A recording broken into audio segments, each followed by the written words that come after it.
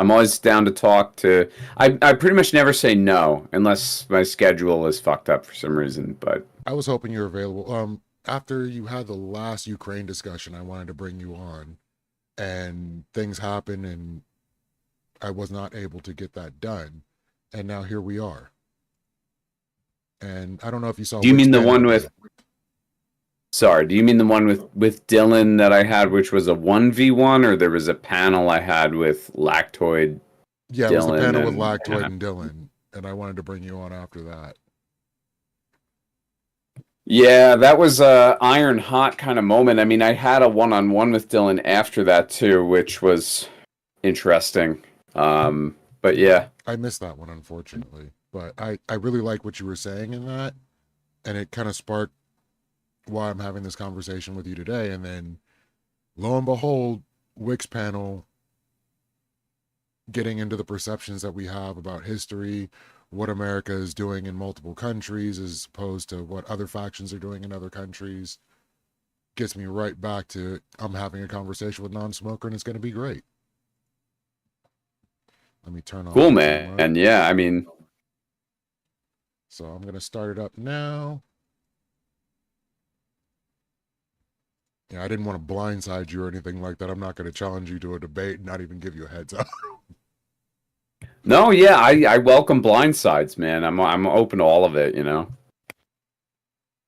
But a reasoned discussion's cool too. Much appreciated. And thank you for being available. And we are live. All right. Welcome, everyone, to the Minds of the Ecclesia panel. I am your host, Lethe Water Kai, and with me today, non-smoker. Go ahead and give yourself a Yo, shout out yo, if you what's up? like. Yeah, man. Twitch.tv/non_smoker. I also host a radio show every 2 weeks out of WUSB in Stony Brook, New York, 7 to 10 p.m. Eastern time. So, in the short time I've been privileged to understand that your presence here is pretty well contested. Like, you are one of the primary people that people bring on if there's a Russia conversation, Ukraine conversation, things about leftism in general. You tend to be one of the first people that come to mind. And I want to get to the idea of how you got to that point of view that put you in that position. Totally, man. Yeah. Jesus, where do I start? So, I mean, these days, I'm going to start from now backwards, and I try not to go on too long because I can really ramble. But Please do. you know, so these days, I'm really the last like token communist left on Twitch. I mean, there's a few others, you know, and I've kind of interacted with all of them in one way or another, like Valmet, and I think he changed his name, who's a Trotskyite, and it was a Casey Lee IRL, I think, is a communist. Oh God, OmniSlap. Like there's a few, but I'm really the last Marxist-Leninist, true blue, through and through communist left, and so I think it's a combination of that and the fact that if you talk with me, I think most people find that I'm actually a pretty reasonable, normal person. You know, I'm really not a yelling, screaming debate guy. Like, I'm not, I can go there. I guess we all can, right? Otherwise, we wouldn't do this stuff. But it's really not the core of who I am. So I end up on a lot of these panels, especially with Wick, because yes, I'm the token communist, and I'm also the communist that you can have a reasoned discussion with. And, that's allowed me, it's given me access to, debating on panels anyway, Destiny, being in front of bigger audiences, of course, Dylan Burns many, many times. It's been good for me, but it also kind of puts me in this odd position where I'm on a panel and I'll be the odd man out. It'll be like 6 people and I'm really the only I would say fringe left-wing person, and it'll be mostly liberals, a lot of people who are affiliated with the progressive victory sphere, and then maybe like one libertarian, usually a Lactoid or a Fabian Liberty, someone like that. And then maybe we might get like a Rob Noor. And that's every panel, more or less, some combination of those sort of people. And so, it hasn't it hasn't always led to me. It's not the best forum for me to like explain my views. And so just to, run it down quickly, I mean, I kind of came out of nowhere. I was never into the debating shit. I always thought it was stupid. I always thought Destiny, Vosh, all that stuff is garbage. I never gave a fuck about any of it. But I kind of underwent my own personal political change during COVID and right after that. And it led to a lot of reading and, a lot of personal reflection, I would say. And I just realized that, the Marxist-Leninist perspective is, in my view, the correct political orientation for a real populist movement in America in 2025. At the time, it was 2020. And, I really just believe in that authentically, and so I also have a real interest in educating. I mean, I'm a teacher. I teach high school. And, I kind of looked at streaming and eventually broadcasting as a forum where I could teach people about my political views and, and all the flaws in the system and so forth. So that's kind of how I ended up on Twitch. And then from there, it was a lot of just like yelling at people. I tried really hard, like a total blitzkrieg. Like I went after Wick, I went after whoever, and I just fucking tried to slaughter. And that got me a lot of attention initially. So, and then, yeah, I've been able to maintain that by being, as I said before, more of a reasonable guy. So that's the short history lesson. I mean, everything you just said is a very clear picture of what Twitch Poll has been, like how the panels are made up, what makes certain ones interesting. You're going to get one person that's going to be the odd man out, and that person becomes the point of contention for the conversation. Excuse me. So your perceptions are very astute on that. And I also want to know what your perceptions are on the current media landscape. Like, one of the things that comes to mind is the right being less adversarial toward Russia, especially in the sense that they don't want to call them out as communists the way they did before. And they're thinking, hey, maybe we can have an alliance with them. Maybe, we could be cool. And so, like, how are we getting this softening of views against countries that we viewed as adversarial before? Okay, interesting question. So, right. So look, so the American right wing, you have to understand, like the Republican Party follows the tide that is Donald Trump. The Republican Party is at its core, just like the Democratic Party, it really is a uni-party. I mean, it's a full through and through establishment sort of mechanism that's been co-opted and controlled by billionaires. And it's really not about making a decision as a voter, for one party that's going to fix things and the other party that's going to fuck things up. It's like both parties kind of function in the same way that they don't function. They funnel money to the wealthy people who help them get elected. So why the shift on Russia? I mean, it's interesting because there are a lot of Republicans, even through the Biden administration, who were right on board with supporting Ukraine, fighting Russia. Mitch McConnell is probably the best example of that. A guy who openly said that the Ukraine war is about depleting Russia's military capacity. He called Russia our enemy or our rival. And he talked about the war being about investments into American weapons manufacturers. It's like a subsidy for weapons companies. So, why the shift? Well, once again, the Republicans have to sort of fall in line with what Donald Trump says. And Donald Trump is all about big political wins. It doesn't really matter how he achieves those goals. For Trump, it's about let me have the biggest win in the fastest amount of time and just keep peppering, the landscape with my political victories, which will boost my, reputation and grow my stature and make me a more significant historical figure. If you look at the things Trump says, it's all about wins and wins. And so it's not even really so much ideological. So for Trump, I think Trump smartly looks at the Ukraine war, says it's a foregone conclusion that they're going to win. We want peace so that I could say I'm the president who brought peace to Eastern Europe and I ended this war that no one else could, because I'm so great. So Trump figures, well, we should just go to Russia. We already have a prior, somewhat relationship with the Russians. The Trump administration did, or Trump himself did with Putin. Why don't we use that as leverage? Use the fact that Russia's winning as leverage against Ukraine and just put an end to this completely. And we'll do that by pressuring Ukraine, cutting funding, etc. Right? And the Republican Party, the right wing, has kind of had to fall in line with that.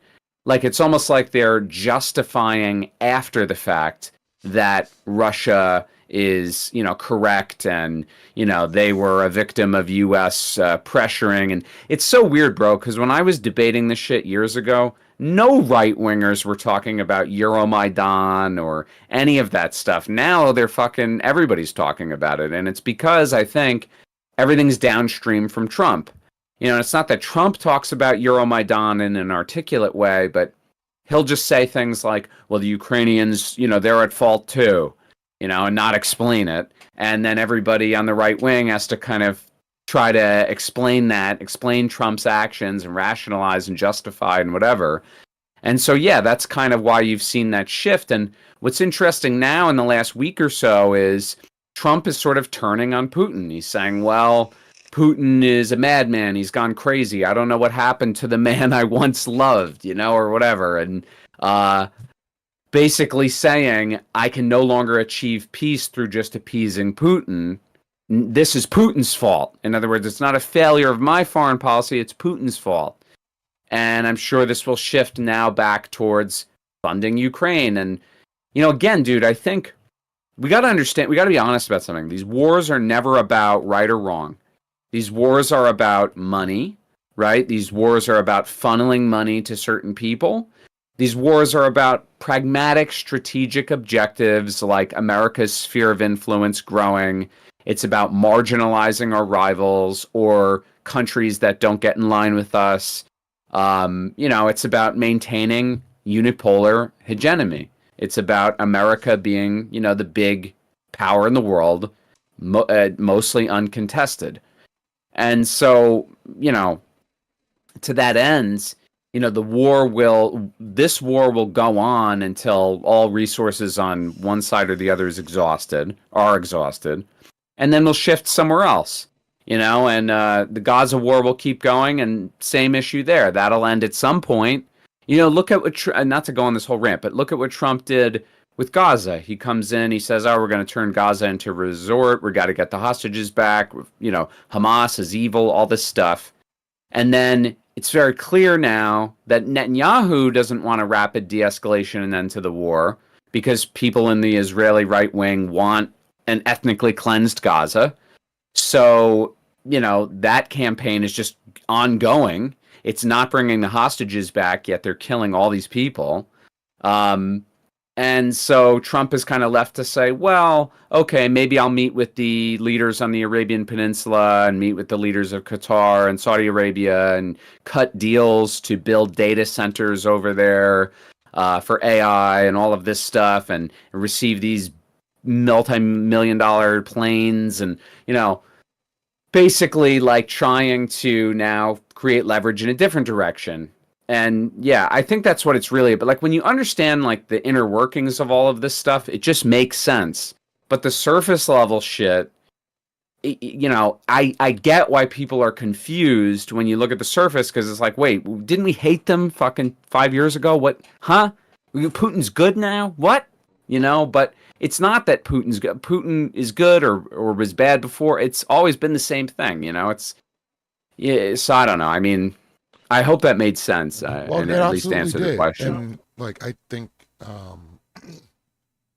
the way you're looking at it is a lot more substantive than looking at the surface level things that we've been looking at. Like how many of us were alive when McCarthyism and the Red Scare was going on? Yet it perpetuated in our minds and formed our beliefs and became a stick that has been beating our society. Oh, you're thinking these liberal socialist things?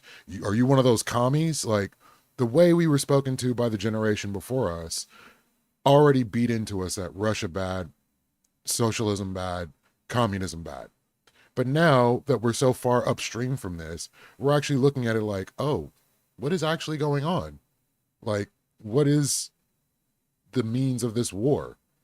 Why are we fighting? Like, why are they fighting? And then we have to sit here and, like you said, post hoc rationalization in a lot of instances on both sides of this conversation. And that's why when you were on that panel, I was really interested to hear what your views were, because you weren't just saying like, oh, I'm not just saying Russia good. And you need to understand like how this whole thing is played out. Look, I'm open to, and people mock me for saying that, but I'm open to the idea that fucking Russia bad also. You know what I mean? Like, and I've never, God, like it pisses off the people who watch me, which that number has dwindled a lot in the last couple months, probably because of my stance on this. You know, I'm not interested in doing apologetics for Putin or Russia or whatever. You know, quite frankly, I think the war could have been avoided entirely and probably should have been. You know, and I think that Russia's military has, like, you know, I would describe it as like a pretty significant series of strategic failures up to this point. Is the only reason why they haven't really steamrolled the Ukrainians. The Ukrainians have fought fiercely. Of course, they fought with U.S. and European support, but you know, I have like these pro-Russia people in my comments section and on Discord who are fucking so angry with me that I would ever entertain the idea that Putin did something bad or that the Russian military is not like a juggernaut and capable of no failure or anything like that. You know, and that's what I was trying to say on that panel is like, okay, sure, maybe Putin's a bad guy. You know, maybe Russia does bad things. America also does bad things, and the degree or the magnitude of bad things that we do. You know, I mean, we've committed way more atrocities in the last several decades, and that's not to say America bad. That's another PV liberal thing that they'll say is like, well, you just believe America bad. Look, America's done a lot of horrible things. It's just to say that we have no fucking moral cudgel to beat the Russians over the head with. We don't. We're in no position to talk about the morality of other countries, and it's fucking dishonest. Okay? It's dishonest not just because of the hypocritical aspects. It's dishonest because we're not fighting Russia or supporting Ukraine because Russia's bad. We're fucking supporting Ukraine because we have strategic interests and there's a lot of money involved. And it's the same, you know, if it was about good guys, bad guys, we would be all over the world putting out fires constantly. And, you know, there's atrocities all over the fucking planet that are completely ignored, that we do nothing about because it's not in our strategic interests. You know, if ISIS or Al-Shabaab or one of these groups in Africa massacres a village, we don't wage war on them. You know, I mean, we might carry out like concentrated drone strikes here or there, whatever. But that's even because we have a financial interest in Africa. It's not because we feel bad for these poor African people being slaughtered. You know, it's just what people don't. I think people get it. Most people get it, I guess. But I'm shocked I debate with people about this at all. Some people debate with me, and I can't believe it, that, like, don't they know the moralizing shit? It's just propaganda. It's just what it is. They're saying that there's a big bad wolf. It's either Russia, or it's Saddam Hussein, or it's Osama bin Laden, or it's Hamas, or it's this group, or it's that group, or it's China, or it's Kim Jong-un. It's a big bad wolf. right? It's always going to be there. And that justifies military spending. It justifies all this other shit. It's not about good and bad. And that was kind of what was going on in the WIC panel. They were talking about China putting money into Africa. Why is China putting money into Africa? Why should we have a better relationship with China? Or should we be, bombing these particular areas? It's never about good and bad. It's always about strategic interest. It's always about money, what makes the corporate donors happy. Like, at the end of the day, if it was about good and bad, we would literally have boots on the ground in Ukraine, more than likely. If it was one of those moral imperative issues, it would be like World War III, and we would literally have boots on the ground. But we know that's not the case, and they're just throwing money into it to basically bolster the military-industrial complex. And the information that's being gained from Ukraine and the drones that they're using is going to be insane for any future conflicts we have. I mean, dude, look, war, depending, I guess, on your conception of morality, war is always immoral. Killing fucking kids and women and innocent people is always immoral. Destroying infrastructure so a population can't sustain itself, can't feed itself, is always immoral. It's like there's no moral high ground when you're talking about fighting in a conflict. It's just how it is. And the thing that people always will bring, it's always this reductio ad Hitlerum, right? Like, it always goes back to Hitler. Well, what about Hitler? And it's like, okay, yes, everybody can agree in retrospect the Holocaust was bad. There's very little gray area there, right? However, like, for one thing, that's the exception to the rule, that everybody universally agrees that it's bad. And two, the Allies and the Soviets were not fighting the Nazis to stop the Holocaust. They didn't even realize the fucking Holocaust was happening until the end of the war. When they discovered all the camps, they were fighting Hitler because there was, a German war of aggression, in the middle of the continent, and the Germans were literally invading their neighbors, and invaded the Soviet Union and invaded France and attacked Britain. And, the United States didn't get involved until they were attacked. It was even then, World War II was about pragmatic, strategic interests. The breakdown of the traditional system of colonization in World War I and the replacement of that with this new form of imperialism. The great powers in Europe had carved up the world, and they had a major war in World War I to decide who would control what, and then they had a major war in World War II to decide who would control what in the new system. And one country certainly did way more bad than all the others, Nazi Germany, but it doesn't mean that the war was consciously this principled struggle of good guy, bad guy, right, wrong.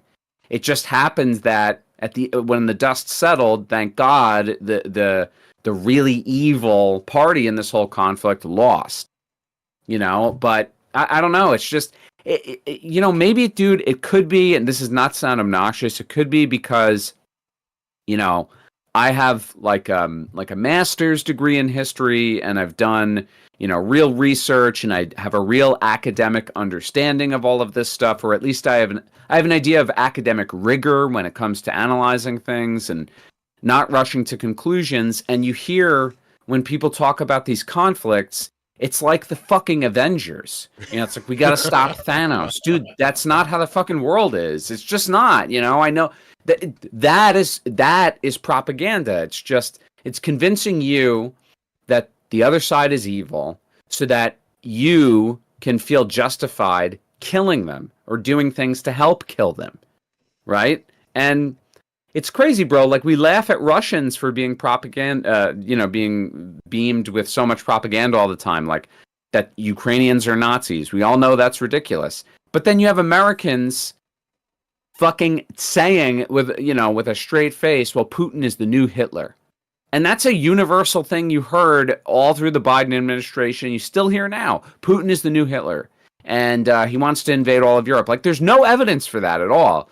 But, they say things like that so that we can justify, sending Ukraine long-range missiles to kill Russian civilians, and it's okay. So I don't know. You pretty much hit on the next question I wanted to ask. So as we look inward to say, hey, maybe there's been a lot of propaganda to say that this was good or that was bad, or whatever the case may be, and let's look at this thing holistically. I'm seeing that we're actually doing that with Hitler as well, and I don't think that's necessarily a good thing. I don't think there was a lot of redeeming qualities to Hitler when it comes down to what he was doing. Like, yeah, it was good for the German people. The way he went about it was horrifically bad. But now we're starting to moralize Hitler and say, like, hey, maybe he wasn't that bad. Maybe he had a good idea. And I think that's the bad end of our introspection. What do you think? I mean, you can certainly arrive at that territory, but here's what's disturbing to me. So when we paint the world with a moral brush, and that's how we frame our discussions about things, and then more information is revealed to people, like, for example, I think what's happening right now, as you mentioned, on the right wing, a lot of people either through Russian interests directly funding U.S. media, like Tenet Media and that whole scandal. Oh, you brought it up. Or, Bring it up. Awesome. Yeah, or you have, people who are sympathetic, as we said before, to President Trump's diplomatic goals, and they want to try to create these, after the fact rationalizations for what he did. Or what he's trying to do, and then these influencers, these platforms, right-wing, information platforms, they start talking about Euromaidan, they start talking about the truth behind Ukraine. Well, when we frame all of our conflicts in this moral framing, right? We use this moral framing, and then people find out that they're bullshit, then they inverse all of the morals. Then it becomes, oh no, wait, Russia's good and Ukraine is bad. And the same thing happens, I think, across various different domains of the political discourse. So going back to the Hitler thing, I think a lot of what drives conspiracies is people find out that the big narratives, whatever they might be, are bullshit.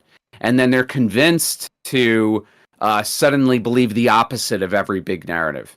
So then they look at World War II, and you have kids on TikTok saying things like, well, maybe Hitler wasn't so bad. Maybe that a certain Austrian painter was right about the Jews, and maybe actually he was just fighting for his people. And that what people are expressing is a rejection of all the mainstream narratives wholesale, right? And they're just willing to embrace any alternative version of events. And again, it's the exact same thing. It's moralizing, just in the other direction. And it's like, we should seek to be more pragmatic, which is what Marxism is. It's materialism. It's looking at material conditions as the driving force in history, right? When we look at Nazi Germany, is it Hitler was bad or Hitler was good? No. I mean, there's objective things Hitler did that were horrible, morally reprehensible. I think everybody would agree about that. But why? Why did those things happen? Why was Hitler's rise possible? What did it mean in the context of that time period? What did it spring from? The economic conditions in Germany, and the resulting cultural, political climate in Germany. What did it lead to? Something nobody talks about. What did it lead to post World War II in West Germany and East Germany? And how did it affect the German landscape and the German people, and the meaning of what it is to be German or European, and what impact did it have on Europe as a whole, as a continent? All these are important questions, and those are real questions worth insight, discussion, debate. But is Hitler bad or good is not something it's so fucking superficial, comic book garbage. I don't know. That's just my position on it anyway. A lot of people don't really pay attention to the American propaganda that we have, like comic books, movies, TV shows, the narratives that have been set, the hero archetypes. We literally have Captain America punching Nazis. So Donald Duck fighting against the Japanese, like all these other caricatures of what we want Americans to agree with. And if you remove that, you can still come to the same conclusion, but it's not going to be nearly as black and white as they make it out to be. And I definitely appreciate you bringing up the idea of like Thanos and like, hey, we have to go after this one specific thing. That's not the way it works. But, you know, Hey, as look what I can do. Tiberius is going off in my chat talking about like morals and values do matter. DRT, Are hurry we up. even taking into account the morals and values that we have as Americans while pitting them against another country that we're being lied to or even hyperbolized about? I think we're all human beings, and at the end of the day, it's going to come down to what that country holds in value. Yeah, I mean, look, it's very much like the delusion of like Anglo-Saxon liberal, Protestant Christian thought, which is the genesis, and I'm using a big term there, but it's sort of like the genesis, I think, of this urge, this reflexive urge to like fix the world through ideological repair, right? Like we need to, it's like, I don't know if you're familiar with like international relations and the theory of like Wilsonian liberalism, but it's the idea that like if we have a whole world full of liberal democratic nation states, this is something John Mearsheimer talks about, which he criticizes, but if we have a whole world of liberal democratic nation states, it will reduce the likelihood of a conflict breaking out because liberal nation states and democratic nation states are inclined to work together. They have equitable political systems where everybody's voice is heard. Trade is open. People are allowed to live their lives as they see fit. In other words, if we have some sort of universal culture for the world, then there will be peace and harmony and everybody will love each other. And like, the thing is, ideology, again, this is Marxism.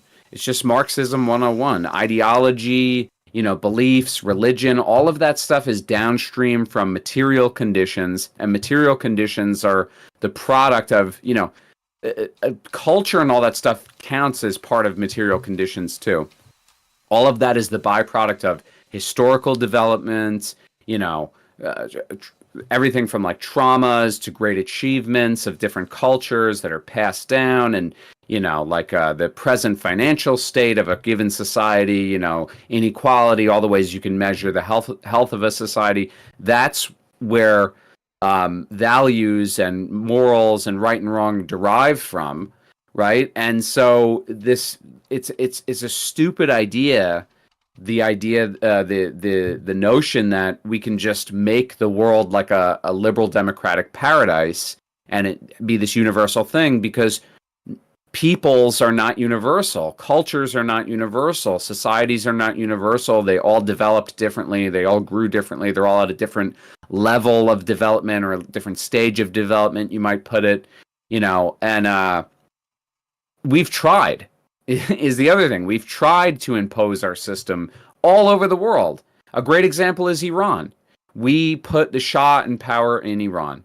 We got rid of Mossadegh. We put in the Shah. He made Iran a liberal democratic state. Iran consumed more, I think it was like more hair bleach per capita than any other country at the time the Shah was in power, because so many women were bleaching their hair, trying to look white. And wearing blue contacts, and it was liberalism, women in university, women, dressing however they wanted and having open, sexual relationships and all this stuff. And what did the Iranian people do? They had a massive fucking revolution to turn the country back to a theocratic state. They rejected liberalism. They rejected Anglo-Saxon liberalism, and they rejected Protestant Christian morality. They rejected the whole fucking thing because it's not compatible with their culture, and I don't know, like whatever. I could go on and on, but I think you get the idea of what I'm saying. Chat's having fun right now. So Zephyr Hash for 100 bits says, this sounds profound, but it's like the baseline level analysis for any adult. Adults have the brains and analytical skills of kids. It's 0 or 100. Everyone should know it's always in the middle. And yeah, these things aren't quite as extreme as many people would like to assume. There is no, like, the idea and concept of good and evil, and we're fighting against the evil, is a great concept to think that we are the shining knight in the world. But I'm going to say the reality is probably more in the middle, and we're all kind of playing in the mud. And Tiberius D, about the Middle East, it wasn't a democratic state. It was an authoritarian desperate who was a secular and who was secular and who was pro Western. Hell of a difference. Well, he is correct there. It wasn't a democratic state. It was authoritarian. And actually, us putting the Shah in power, of course, is anti-democratic as a whole. I guess what I mean in saying democratic liberal state is not literally democratic, like people can vote, but the idea that I think the idea behind that regime in Iran was to create democracy through creating first a more equitable society through secularization, modernization, and liberalization and westernization. And that the assumption would be a more equitable society could be achieved through that. The reason that it had to be authoritarian was because there was so much fucking resistance to all of those pushes. And there was, consistent resistance to it, which of course, amounted to a major revolution to overthrow the Shah. So he's technically right. I just want to clarify that point. And to the other thing that was said, okay, if your point is that it's an oversimplification to say good versus evil, and my analysis is surface level, I mean, I sort of agree with you. I don't know how profound you want me to get. Like, do you want me to talk about people's inner motives and, I don't know, psychoanalyze them? The reason I'm saying this is because every debate I engage in on Twitch, especially the Russia-Ukraine stuff, people might say that they have technical reasons and pragmatic reasons why they feel this and that way, and yet it always comes out that we have to stop Russia because they're bad, and the evidence for the fact that they're bad is they, as a culture or a society, treat their people a certain way. They do this wrong, they do that wrong, they invaded here, they attacked Chechnya, they attacked Georgia, they did this, they did that, the Soviets, blah, blah, blah. Way back in the 1940s, the Soviets carried out atrocities. And it's like, okay, well, sure, but now we're getting into the moralizing territory. And that's where everybody goes, because oftentimes that's the basis of our investment into these topics, is they resonate with us because that whole good and bad thing is something that we can attach ourselves to. And like when we support one side or the other, we feel personally invested into the conflict, and it means something to us, and it makes sense to us, and we want someone to win, we want someone to lose. But what I'm suggesting is taking a mature step back and observing all of this, and really asking yourself, like, what is as Americans, what's our real skin in the game? It's like, well, our own national security interests, our own, social, political interests at home, right? And our own economic interests, quite frankly. Is the war helping or hurting Americans economically? I think it's obviously hurt Americans, at least in the early Biden term. We're kind of bounced back from that, but the war in Ukraine had an inflationary impact on the economy. Factually true. Has it reduced our national security, to be engaged in this conflict? I would argue it kind of has. That's why we're talking about building military bases in Greenland to defend against Russia, which I think is overblown, but now we view Russia as a real potential threat, whereas we didn't 10 years ago, to our national security. I don't know. I mean, I'd say that it's not done America any good, and in fact, it's hurt us, maybe in small ways, but it's hurt us. So why do people support the conflict at all? Well, it's because of this moral shit. And, I'm just here to say that that's garbage, and if we agree on that, great. So, apparently I've angered the great and powerful Tiberius. I don't have a problem with details or unloading the moral clarity. And yes, considering I'm in text, I'm just posting gotchas more than anything because I'm not actually there. Me, uh, I'm not supposed to make his arguments for him. He can do that for himself. And I absolutely know Tiberius can and would. And I hope you hop in, when we hit the open in a little bit. So I have kind of a question. Like, so my perception during Trump's initial term was when he when he started negotiations or trying to make deals with North Korea, I felt that it wasn't the best way to handle that. If so, in my opinion, it was that North Korea should want to normalize relations before we try to force normalization of relations. And where they were giving no ground, we were ceding and giving them legitimacy that they did not have. And I don't know if this is a bad way of thinking about things, but at the end of it, we essentially got nothing. They got more legitimacy and they continued doing the exact same things they were already doing. Is this a bad way to look at things?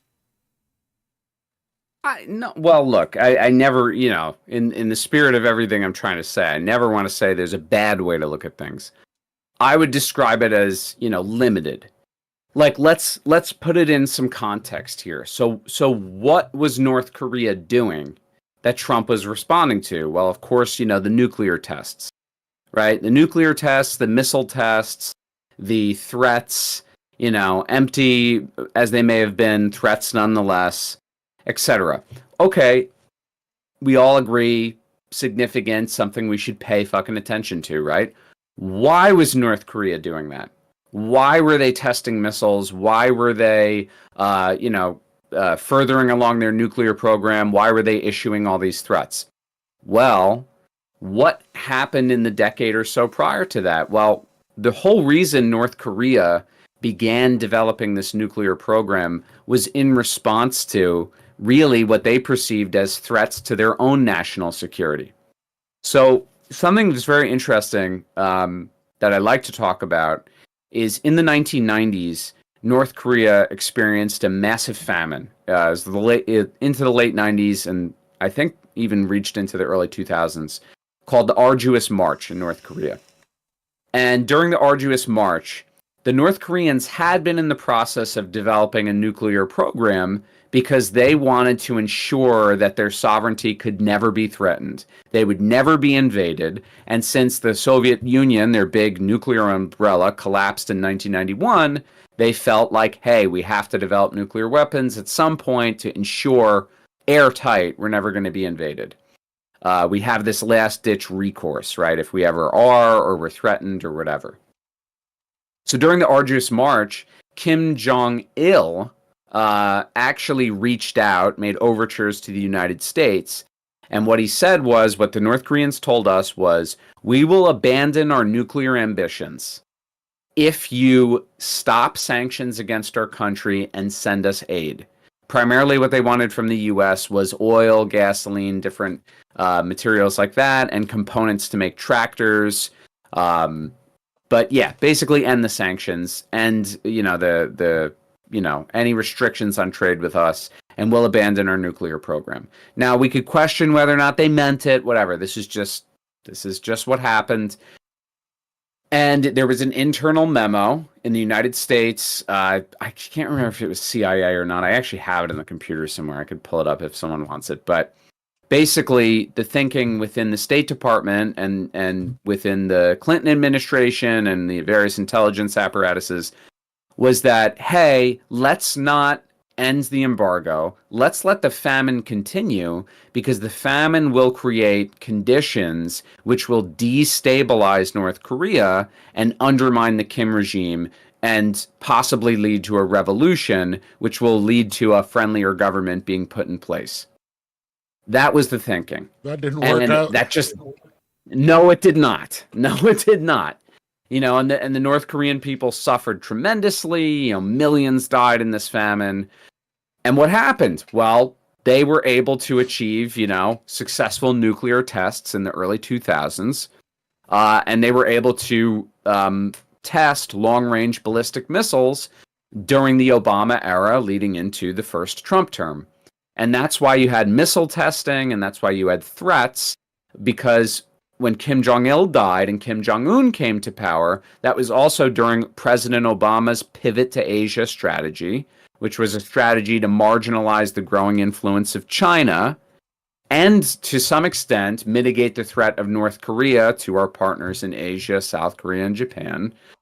And so the North Koreans responded to the pivot to Asia with more missile testing and threats. Donald Trump came in as the strong man. He's going to stand up to China. He's going to stand up to all of our enemies. Leaving the White House, Trump has been quoted as saying this. Obama said to Trump, what we really are worried about is North Korea, right? That was the big concern, because now we have a rogue state with nuclear fucking weapons. We don't know what they might do, right? And so the Trump administration responded with the fire and fury threat. We all remember that, I think, right? There was a book named after it. Trump said he'll rain down a fire and fury, a likes of which we've never seen. My button is bigger than yours. Really, we all know all the shit. And the North Koreans reached out to Trump and said, hey, you know, we want to have a peaceful dialogue here. Is that possible? And the Trump administration said, great, yeah, let's set it up. We'll even meet with you. And they had the summit. So to answer your question, I lay out all that context to say it was the first time in a really long time that anybody had engaged the North Koreans diplomatically, right? It was, you know, a really significant event for that reason, and something I commend Trump for. And if it de-escalated tensions, even just for a brief period of time, it was probably worth it, because we could all agree, I think, nuclear war is bad for the planet, right? And human life in general. So in that sense, it was a positive, but it wasn't, they weren't able to maintain any of those diplomatic advancements because the ground level facts haven't changed. You know, North Korea is a hermit state. They're completely closed off from the rest of the world diplomatically, other than with Russia now, really, somewhat with China. They view all other nations, large nations, as like hostile threats to their regime. They don't trust us, and they have no interest in maintaining. They're not inclined to trust us having peaceful relations with them, because we openly support Korea being reunified with the South Korean government, you know, sort of leading the way on that. You know, so I would say having peace in the Korean Peninsula, positive. We should try to achieve that through diplomacy rather than threats. That's also something I support. And I don't really blame the North Koreans for not trusting us. And I think that, you know, if we don't have more diplomatic efforts and we don't make more overtures, we don't lift sanctions, we don't try to do our due diligence in that respect, we're never going to have peace. So that's my view on it. I know that was long. Sorry. No, that was actually amazing. I learned something I did not know. I did not know that during the famine that the North Koreans tried to beseech America to give them things to alleviate their issues. And that's what I was looking for in that whole exchange with Trump. Like, hey, why aren't they coming forward, giving us some requests and saying, hey, you know, we can have some diplomacy here to where you can help us and then we'll chill out on what we're doing. I didn't feel like anything was gained. And so, like, yeah, the idea of easing tensions at a point like that, I feel like it was already too little too late from the way you put that information to me. And I really can't even argue against any nation wanting to get nuclear weapons at this point, because as we've seen, the only way you're going to get any sort of respect or an ear is to have nuclear weapons in your country. And I feel terrible that that's where we are now. Like, I would hope we would have been working to denuclearize. Nobody's used these weapons yet, except for America, and yet everybody seems to want to have them. Yeah, man. No, I this actually came up in my debate with Dylan. And, you know, we were talking about like denuclearization as something that we both think is good because we don't want nuclear war. And the likelihood that a nuclear war will happen decreases if there's fewer nuclear weapons, right? That sort of stands to reason. But Dylan's thinking was this.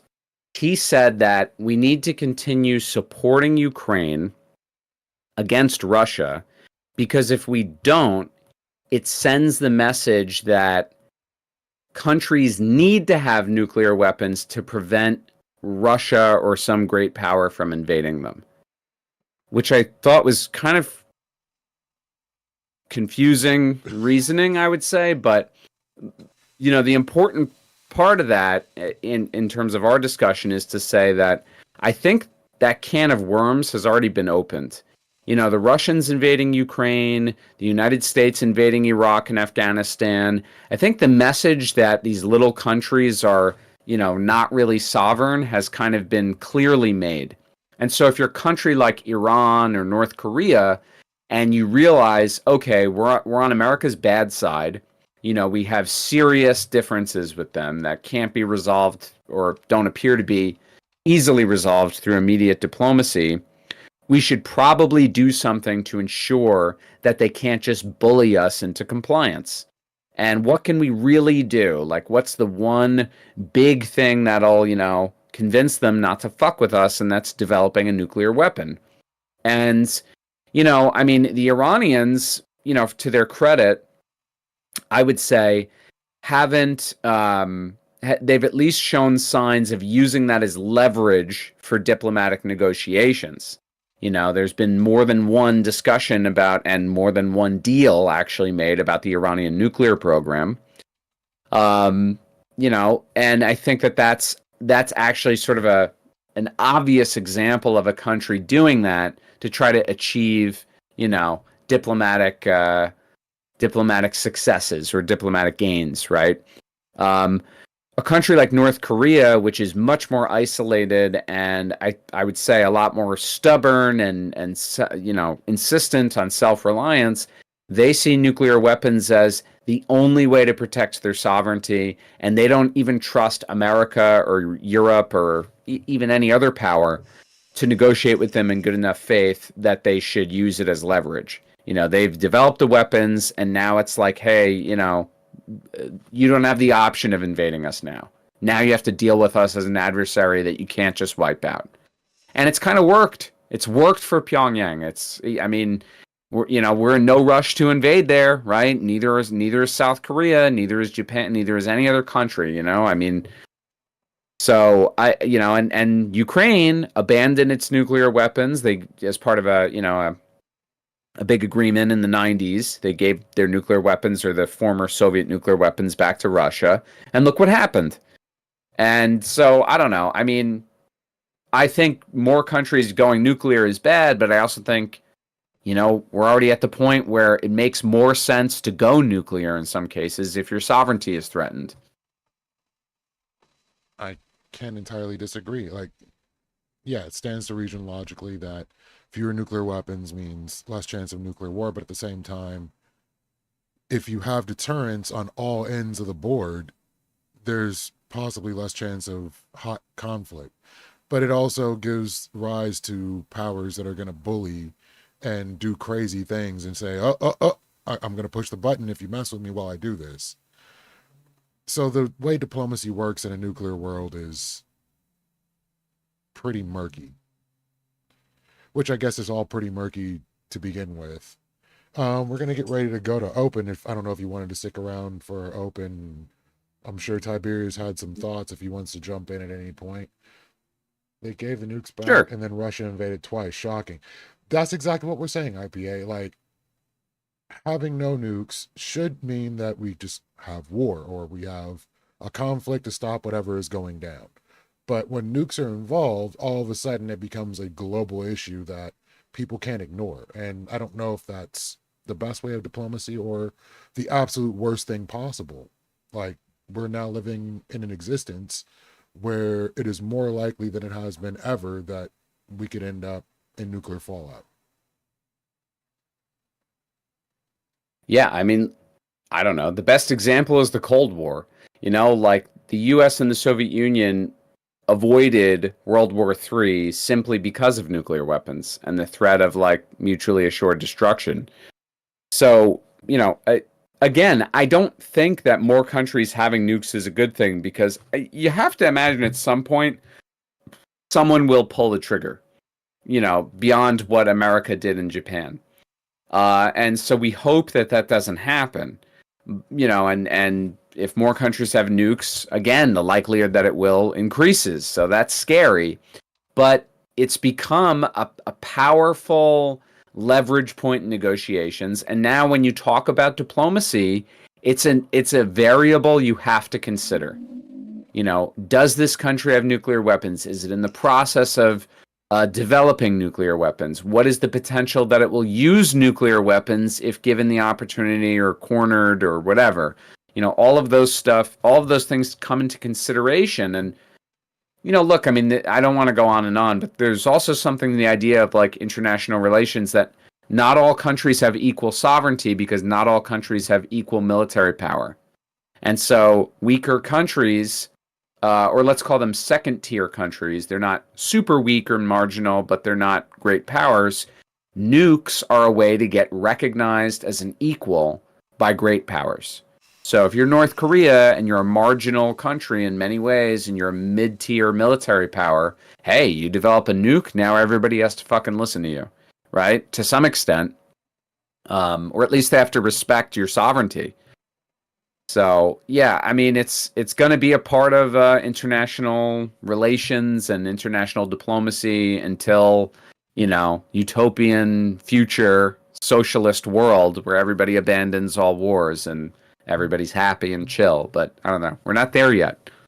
I don't see us getting there any sooner. And now that our current administration is talking about the Golden Dome, like, why does everything have to be golden with this dude? But trying to create a missile defense system that can stop ICBMs and not knowing exactly how effective it's going to be, it seems like it's undermining any sort of real diplomacy we can get. Like, considering we're the only country to have ever nuked people, now we're saying, hey, we want to make sure we don't ever get nuked. It's going to send an interesting message going forward.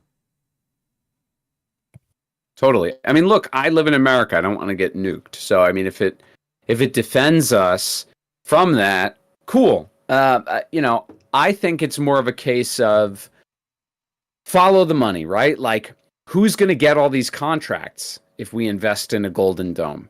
Who's going to develop the infrastructure? And I think if you follow that through, if this all goes according to plan, as it's drawn up in Trump's head, there's going to be a lot of people like the Elon Musks of the world and possibly, not just U.S. weapons manufacturers, but also Israeli weapons manufacturers. They're going to make a lot of fucking money building this thing. And, its efficacy to them, here's the scary part. Its efficacy, its ability to stop nuclear weapons or hypersonic missiles or whatever else, its efficacy is almost irrelevant. All they have to care about is getting the government contract and building something, right? And whether or not it works, whether or not it's effective, whether or not it's efficient, whatever, doesn't matter. So it's like our public money is going to go into this massive, expensive project that may or may not protect us entirely. And, okay, I'm fine even with all of that, even with all the question marks and all the corruption, naked corruption. Does that mean we can pull our fucking troops who are stationed all over the world back home and just focus on our national defense then and not be like an aggressive military power? Can we like pull our troops out of Jordan and anywhere else in the Middle East that they are in the South China Sea and, just go back to defending the homeland? If we're going to make that big of an investment in defending America, then how about reducing the investment we have in being an aggressive military power overseas, right? That would be okay with me, but I don't see that happening either. That's not what the money structure of America wants. Like, when the Houthis are doing what they're doing, everybody's like, what's America doing? Fix this. Like, they want us out there for some reason, or certain factors want us out there. And to pull that back means that when something happens, there's not going to be a finger on the pulse of what's going on.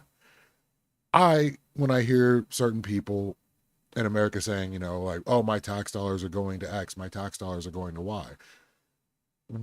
That's where our tax dollars are going. Like, forget about the immigrants in this country, forget about all the other things. That's not what's affecting your tax burden. It's literally the military industrial complex. What's good, Tiberius? Not much. I am not coming here to throw a bunch of shit. Me and Smoker have actually gone a couple rounds before, so good to see you, sir. No, Good to see you, bro.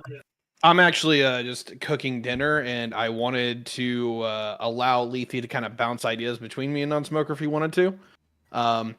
Because you guys hit like 8 different topics in like the 30 minutes that I've been listening. That's how I roll. Like, I was just throwing the ideas out there, getting the thinking process in place, and it kind of opens up the ability to discuss a lot of the things that are going on. So, like, what we're on right now is, for the most part, and Moon wants to know what you're cooking. I've got hamburger going. I don't know what I'm going to mix with it. I'm kind of thinking beef pasta. Nice. So, should we, as a country, as you know, so many libertarians complain about where their tax dollars go and the America First crowd, should we be pulling back all of our troops from all of the stations that we have all around the world and focusing more inward than outward? Different levels of this is a yes, and different levels of this is a no. And I know that I'm notorious for giving that answer, but details matter. I think certain places absolutely want us on board. I think if you ask the Poles if we are welcome to stay, they're going to be like, hell yes, we will build you the tent, or we'll build you the hotel. Like that's literally what their opinion would probably be. Other peoples that we happen to kind of semi-occupy, I'm sure the Syrians would not like every U.S. military presence gone within their territory. They're just like, nah, we'll handle this ourselves. So I think there's levels where this is not a in or out situation. This is a nuanced situation. This is picking our friends. This is picking our enemies better. This is actually one of the big things that me and Smoker have gone kind of round and round with before. Is not that we disagree with like having a moral nuance. It's that do we agree on who's our friend and who our enemy is? Right. Yeah, I mean, so stationing our troops around the world, I mean, I'm against that. And I guess if like the criteria is, would X country or Y country want our troops over there, if that's like how we're going to judge whether or not our men and women should be stationed there, our tax dollars should be invested in defending whatever interests we may have over there, then I guess I see your point. I just don't know if that's the criteria we should use. I mean, I think the criteria should be, is this good for America? Is this good for our national security? Does this help our people in terms of, the economics? Like, could this money be allocated elsewhere? You know, all of those things are much more pertinent questions. And so if you talk about like U.S. troops in Poland, do U.S. troops in Poland make America safer? Do U.S. troops in Poland, does the investment in Poland's defense help America more than reallocating that money somewhere else? You know, and I'd say the answer to both of those things is definitely no, from my vantage point.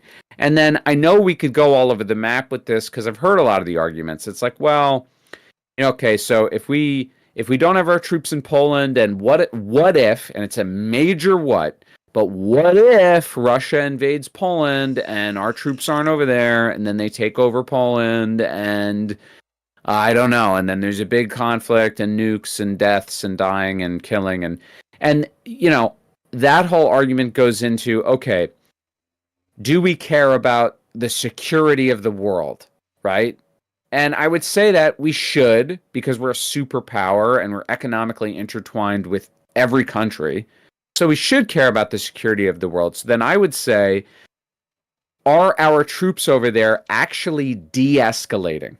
Are they reducing the likelihood of a conflict, or are they increasing the likelihood of a conflict? And I would argue in some ways they're increasing the likelihood of a conflict, because what you're doing is you're stationing the world's preeminent military power right within striking distance of one of its biggest rivals. And if they're, by some mistake, let's say one of these Russian hypersonic missiles accidentally hits some guard post and a U.S. military serviceman is in there and he's killed. Well, now you have an international fucking incident. You know, do you think it'll reduce Russia's investment in its military? It will reduce its aggressive stance in Ukraine to have our military over there? No, they're going to want to show as a greater show of force to prove that they're not intimidated by us. They'll overcommit to Ukraine. You know, so I don't see this as good. I don't see us surrounding China with U.S. military bases as a positive thing. I was against the strikes on the Houthis. I debated with the king himself, Destiny, over a year ago about the strikes on the Houthis. And my argument was, I don't think that this is going to be effective because they're doing this to support the Gazans. And it's been over a year, and the Houthis are still fucking attacking ships. It hasn't done anything to de-escalate the situation at all. And the war, you know, it's because the war in Gaza is still going on. So it's like, I don't know. That's my stance on it. Oh, we're gonna get Tiberius's face and amazing hairline. Let's go. I don't know about that. I'm getting old, gentlemen. It's not like it used to be. As he says to the two bald hey- men on the panel. Yeah, fair enough. Fair enough. No, Lethe. He tagged a lot of stuff, and there's a couple of things that I might want to tag in that, but this is your show. What in that do you want me to kind of square up a little bit? Because maybe I have an answer for him, maybe I don't. I was just wondering, like, what your position would be on our strategic positioning out there. Like, do you think that is a good thing?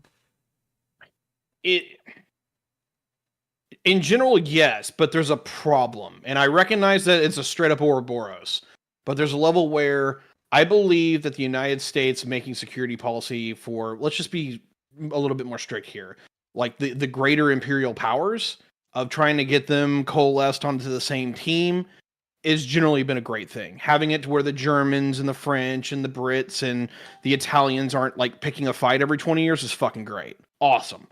And now Poland's involved in this. The Swedes are now involved. Japan's basically a non-official ally, right?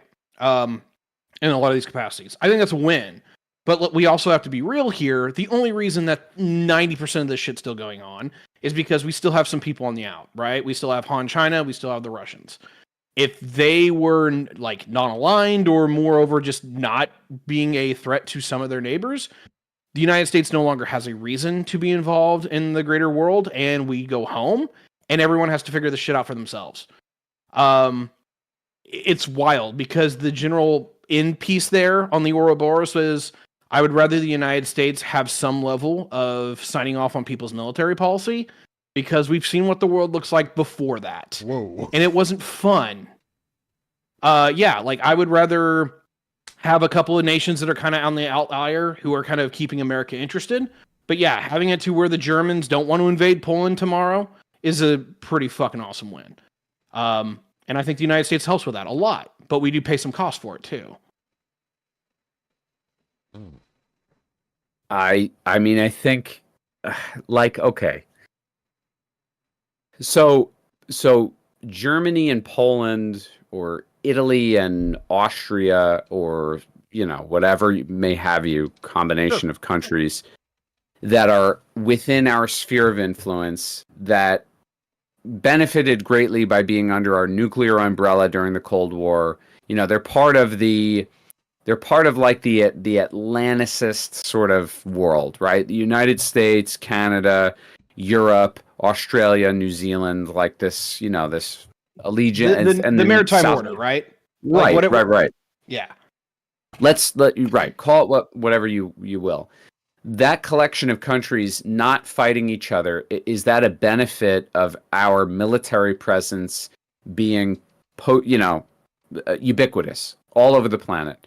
Like, I don't know if the two are as closely related as you think. I think during the Cold War, it certainly made sense to have a ubiquitous military presence to defend our interests, because based on our strategy of containing the spread of communism everywhere in the world, which I would have said was a bad idea anyway. That actually led to more wars. I mean, Vietnam, Korea being the two most significant, but lots of little conflicts all over Latin America, Central America, Africa, etc. But if your argument is like, well, that stopped intra-European wars, and that in and of itself is a benefit, I could grant you that. I would just say the benefit to that is also offset by all the other conflicts that are created by this, situation. Yeah. So there's two sides of this. One of them you're definitely against, but like you might be able to give me a bit of a credence to the idea. And it was something that you said earlier about like, hey, if everyone's part of the neoliberal world order, we'll all get along. I don't think that's true remotely. I think people will will find ways to bicker and fight. But I do think that it is a rule set, and it is a kind of a governing philosophy that a lot of these countries have at least demonstrated to me that they can play by. And at least so far, a lot of these countries have actually had a lot less wars, and they've had more trade, and they've had better standards of living. So right now, my general synopsis here basically is this. Liberalism, for all of its flaws, hasn't just won the wars, it's won the peace. Like, we're talking about good standards of living compared to their peers, general levels of social liberty, all the things we like to hype up. We do it better than a lot of other societies. Even other societies in the world, like the East Asians, have signed on, right? Taiwan, South Korea, Japan. So getting more people on board, I don't think that's a loss. But I do think that it's going to be horrific getting along the way. And I think you brought it up very, very strongly that I have to deal with, and that is the Cold War. Liberalism might have won the Cold War, but it absolutely was stacked with bodies. We fought with the Russians, not directly, but indirectly, giving machine guns to people who used to farm their their fields with rakes. And it had a horrendous blood toll. Do we sleep well at night after all that was said and done? Probably not. I'm not gonna act like it was easy for any of us.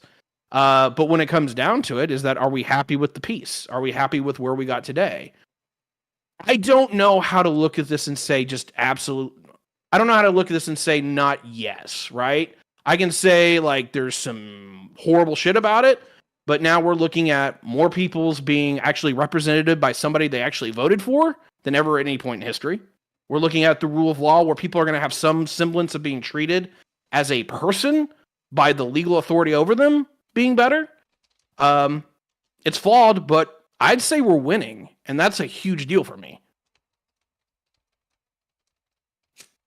Right. I mean, look, I would contend with that in a few ways. I mean, the biggest one is, look, we often mistake benefits of living in the modern world for being directly related to our ideological system or our political system or whatever.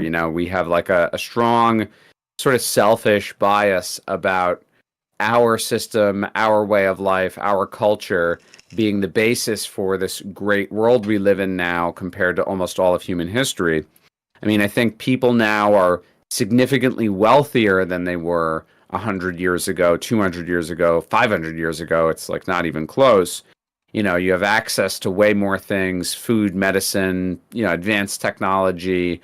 There's a lot of benefits to living in the modern world. And I actually think that has shadowed, or I should say that has masked or put a veneer over a lot of the obvious problems that you notice when you just look at some of the facts. I mean, you mentioned that more people today live under systems of government that represent them. And I would say that, okay, America on paper is a representative democracy, but we don't really have a true representative democracy. We have a political system that's controlled by billionaires and millionaires. It's controlled by wealthy interests. They dictate who runs and who doesn't. If you don't believe me, look at what happened to Biden. Biden did not want to drop out, and what happened? All of the big Democratic donors said that they were going to withhold the Democratic war chest unless Biden dropped out. Remember, and Biden got COVID, and he was in isolation, and there was this whole scramble. This was after the debate disaster. Finally, Biden made the decision begrudgingly to drop out at the last second, and Kamala Harris was picked as the heir apparent. She never won a primary. She was hand-selected. And half the country was expected to just vote for her on the virtue of the fact that she's not Donald Trump. Now, Donald Trump was given hundreds of millions of dollars by fucking billionaires and to support his campaign, and that clearly had something to do with his victory, his path to victory. They paid for him to do all of these really flashy, remember the McDonald's thing and the garbage truck and all these, flashy campaign moves designed by Chris LaCivita and Susie Wiles to get the attention of people, paint Trump as a relatable person. The point is, like, there's like definite, it's not a conspiracy. There's definite puppet masters. Our elected officials quite simply don't represent the needs, the desires of the American people. We're no longer a republic. We're a government run by the wealthy, right? And run by really old fucking people, who often are incompetent and they're totally out of touch with what Americans need.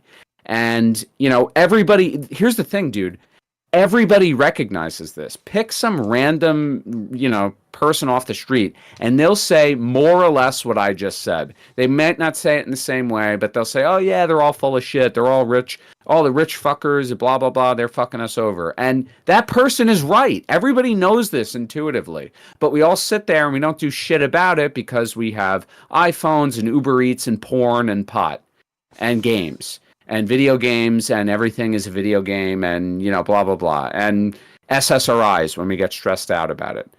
And so it masks the real problems. But we dilute ourselves into thinking like, no, we have this really equitable system, and that's why everything's great. And if we export that everywhere in the world, everywhere else will be great. And it's like, no, it fucking won't. It doesn't work like that, first of all. And second of all, that's not even what makes our society good. What makes America so good is that we're rich as fuck. We're the richest country in the history of the fucking world. And we're rich mostly because of third world labor, sadly. But that's how it is. And so, we're sitting here, we're sitting on our, pampered lives, and we're talking about how we need to fix China because they don't treat people with equal rights, as if we know anything about China, anything about what actually goes on there, and as if we're not advocating for, the powers that be and their interests in China. So, yeah, end rant. Sorry, I have a tendency to do that. I'm sorry. I'm used to doing radio, guys. He's off stirring his beef, and he's not going to share any of it with anybody here because he's a selfish man. But I fully agree. Like, we have this illusion of choice. Like, we think we actually have a choice in who's going to get elected or who could be elected when we aren't getting the most qualified candidates in most instances. And they're definitely, as of recent, been ancient, like 70 plus. I don't understand how we ended up in this position. And like, even for Kamala, I would have said just to have younger blood in the White House, that would probably be a better answer. But no, there wasn't a primary. No, it seemed like she was served up to us on a plate, and they told us to start digging in, and we didn't have a choice not to have that plate. So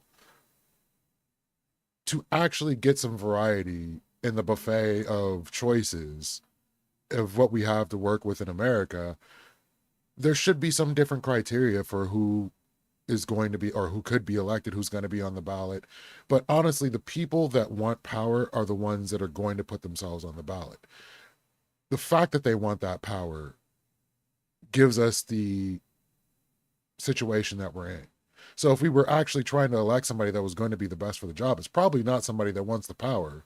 And more than likely, it's going to be someone who doesn't want to deal with the responsibility of fixing the mess that we've created for ourselves decade after decade. So I don't know what we're expecting. I mean, yeah, look, I hear what you're saying. To some extent, I would criticize that as saying, like, it's kind of like a truism that, like, well, the right person for the job is the person who doesn't want it, and I get what you mean, and that might even be true to some extent, but I think what really the problem is, first of all, I'm a fucking commie, dude. Like, this, I'm here to drop the black pill. Like, this thing is fucked. It's fucked because we've reached a crisis point under capitalism that the antagonisms are building to such a point between the enfranchised and enfranchised and disenfranchised, that the whole thing is going to crumble down. It might not happen tomorrow, might not happen in 10 years, but it's going to happen. The government doesn't represent our interests at all, and it's been rigged in a way that it doesn't have to. And we just sit there and take it like we're sitting there in the cuck chair just watching, and look, what we need, if I were to say what we need in terms of who should be in power, if I was to describe it as like an individual, we need a regular person.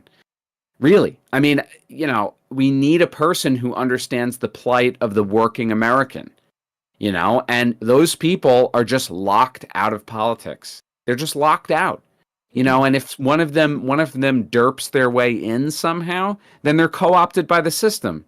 Look at AOC. AOC came as a bartender from fucking Queens. Who could understand working people better than a bartender from fucking Queens? And she's hot, right? Like, how can that fail? How can that fail? But you get her into power, and she's sitting in Congress crying, because she doesn't want to vote on the Iron Dome, but Nancy Pelosi says you have to. And what did she abstain or whatever? She didn't. When these actual progressive-minded people get into power, they're fucking either they go along with what the system tells them to do, or they get Jamal Bowman. They get AIPAC spending more money than has ever been spent in the history of congressional primaries. More money was spent making sure Jamal Bowman would not be reelected as the Democrat, simply because he disagreed with Israel, and simply because he criticized Israel and criticized the war in Gaza. So real progressivism, real working class politics is not possible. The system is designed to prevent those things from ever gaining momentum. And it's fucked up, dude, because not only was it not always this way, it wasn't even this bad 30 years ago. The progressives in Congress in the 90s were so much more fucking progressive than they are now.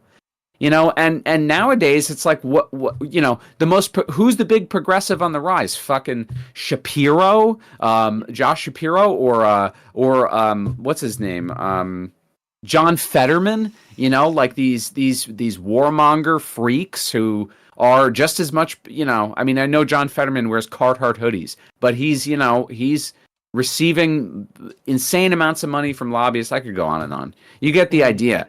We need real working people, and we don't have that in politics, unfortunately.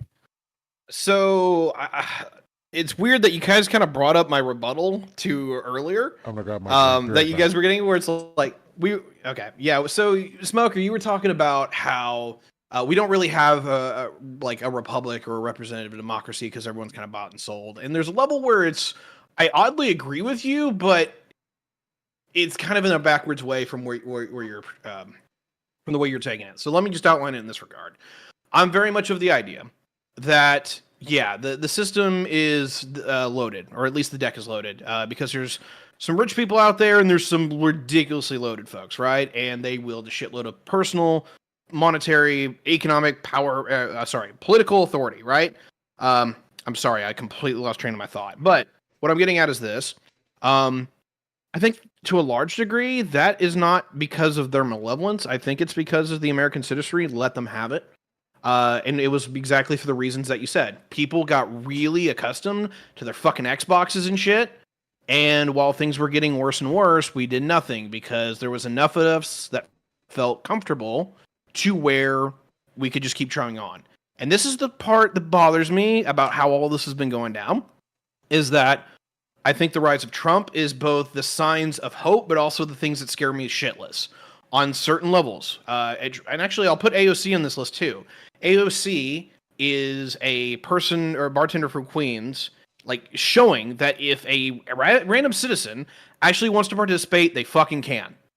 And then on top of that, the reason why Trump is important is not because he's great, he's absolutely awful, but the reason why he has been propelled into political establishment and become one of the major political forces in the country, if not the biggest, is that the elites never wanted his ass. But the common person actually woke up to the realization they were getting fucked so hard that they said, no, we're going into full-blown revolt. We'll pick the guy you fucking don't want. Now, granted, I hate this fucking decision because I'm still an institutionalist. I want the things to fucking work. And when you bring a bull in the China shop, everything is broken. But yeah, is the average person hosed? Like, I hate the fact that I'm a trades worker, and I realize that I don't see hardly anyone under 50 that buys the services because they can't fucking afford it. Yeah, it fucking pisses me off, right? I will embrace the class struggle. And the rich people are not my friends right now. There's a level where there is rich and there's a little bit too rich. I will draw a line somewhere, and there's a lot of people holding the bag at the end of the day, and they keep saying, hey, it's a society of hard work, go get it. Guys, I'm seeing people bust their ass on 2 jobs, and they're not making shit. It would have been one thing if it was, even 7 years ago, where, yeah, things were a little expensive, but things were affordable, and now it's like, what? My house has doubled in value in 7 fucking years? Yay for me, but it happened to everybody. So if I actually want a house I want to upgrade into, I can't get it. If someone wants to buy this house, they can't fucking afford it. Yeah, the system's loaded. But this is the crazy part. I just don't blame the rich people. I blame the American people. We let it happen. We said, no, we're not going to keep our unions afloat. We're not going to keep the League of Women Voters. We're not going to do any of this shit. Our social institutions are all dead. We've just let them atrophy. Part of it was the boomers. They suck. I get it. But millennials haven't gotten to fix it. Like, we're just as bad as the boomers. We're not doing anything except bitching and moaning. Now we're just ducking and cover. Like, we actually have to do work. Like, this is not going to get fixed unless we do it. But all the institutions to make it happen are there. Trump proved that, ironically enough. Just have the right guy do it. I actually believe in the system. I really do. But the American people have to get off their ass and actually do something correct. Look, you might be right. It would be great if I was wrong, honestly, about the system crumbling and all that stuff, because the system crumbling, it's not just like edgy, commie bullshit. Like, that would be bad, really bad, catastrophically bad for a lot of people. Like, if all of this stuff fell apart, like, it would be pandemonium for sure. And then maybe something better would come out of that. But that's a maybe. And, I don't know. There's a lot of questions. Push come to shove throughout history, we're not through the worst of this shit yet. Like, something horrible is probably going to happen before we get it right. And I wish it wasn't. Like, I've got enough fucking details here. Economic catastrophe because people can't afford the fucking bills anymore. That's getting pretty close. The government actually defaulting itself because it can't stop spending money. That's on the door. World War III because the fucking Russians and the Chinese throw in the kitchen sink. Yeah, that can happen too. Like, I have enough reasons to be worried for sure. But I actually believe we can fix this shit. I just don't want Churchill to be right. Because he said it best. The Americans will always do the right thing. They'll just do everything else beforehand. Yeah, I mean, yeah, like, you make an interesting point also about it being the fault of the American people. And while I don't necessarily want to get into, like, the blame game and who's at fault and all that stuff. Sure. Look, again, I mean, as a Marxist, I try to look at, the material basis for our lot, right? Like, why are we in this position? And, the fault or the part that the average American played was during the outsourcing revolution in the 80s and 90s, when all of the factory jobs were shipped over to China and the third world, American markets were inundated with cheap consumer goods. And Americans, whether consciously or unconsciously, kind of made a decision. And that decision was, we're okay with our blue-collar, secure union jobs disappearing if we can have cheap consumer goods. It helped that, that came after a huge economic shock in the late 70s, high inflation. Cheap consumer goods are a huge positive in that economic climate, maybe more valuable than union jobs. So that's kind of what started this whole mess, in my opinion, in terms of really disenfranchising us. Working people, lost their ability to really control the political system with the decline of unions and the power of unions and union membership. And then with that, I think on a more spiritual level, we sort of lost our sense of dignity as a country, like being able to build and maintain things on our own and having jobs where people actually did things of substance. They built things of value, cars, whatever it might have been.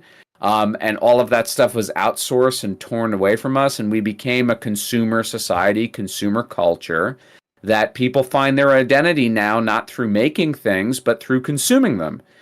So it's like, well, who are you? What do you like? Well, I like this brand of this and that brand of that. I like this streaming service. I like this show. I like this video game. I like this team.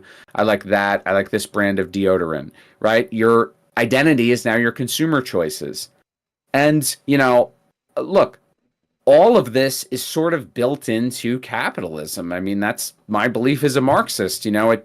Capitalism, it's not that it's this evil system either with evil people scheming. It's just that this is how it functions. Wealth is concentrated more and more and more into one stratum of society. And that's because that's what capitalism is based on. It's accumulating wealth and then using capital to recreate more wealth.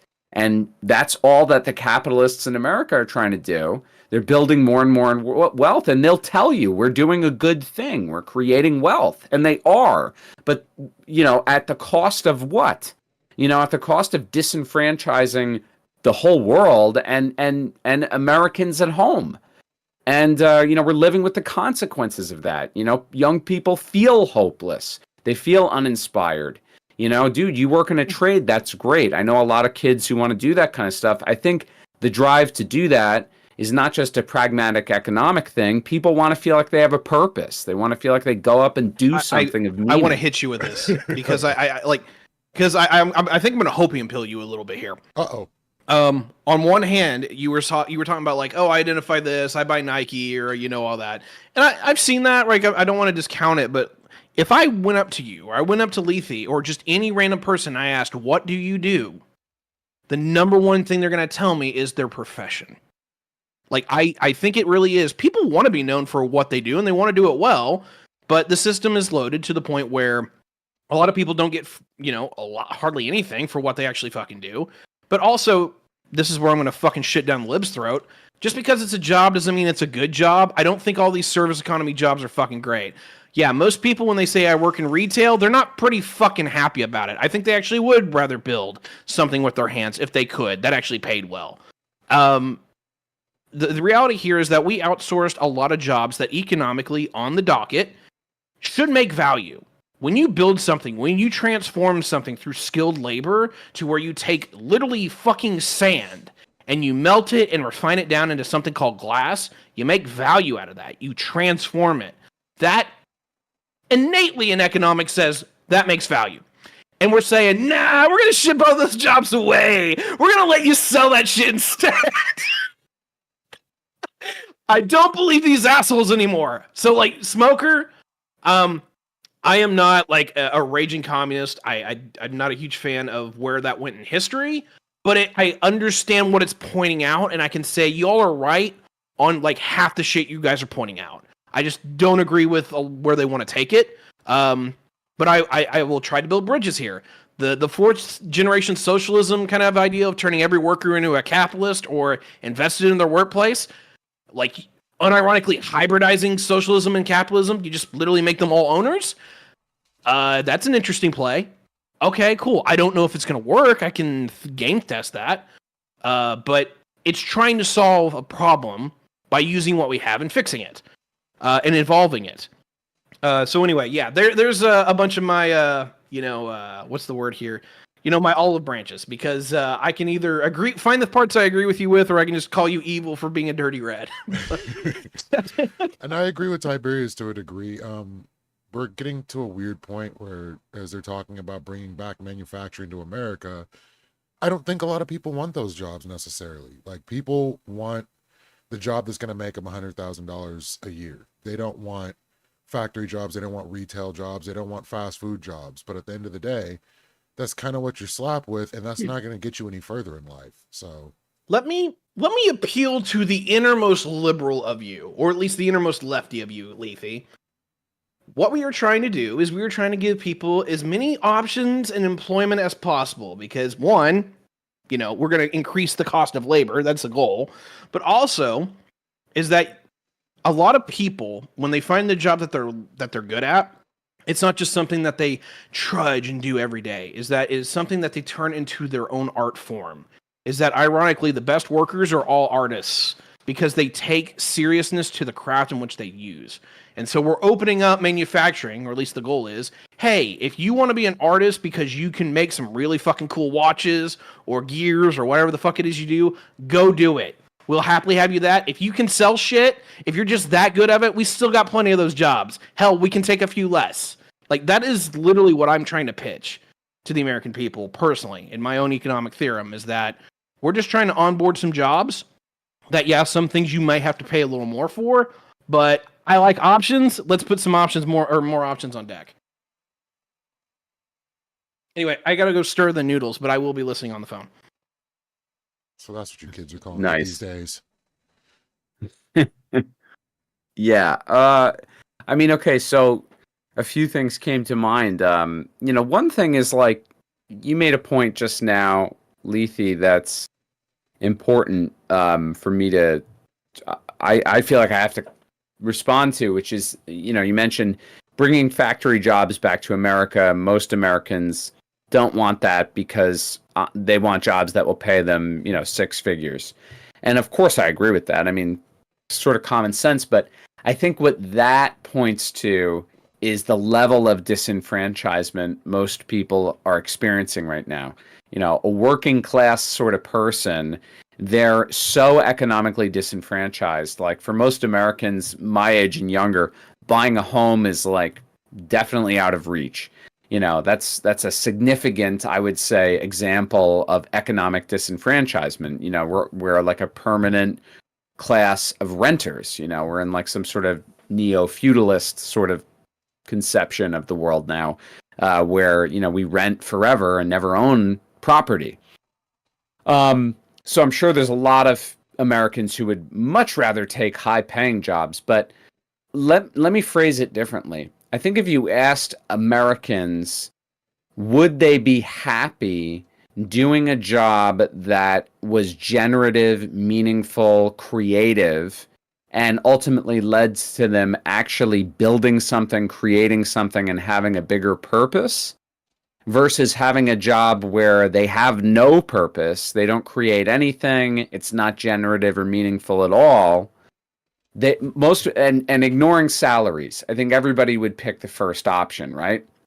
And so we talk about factory jobs, we talk about blue collar work.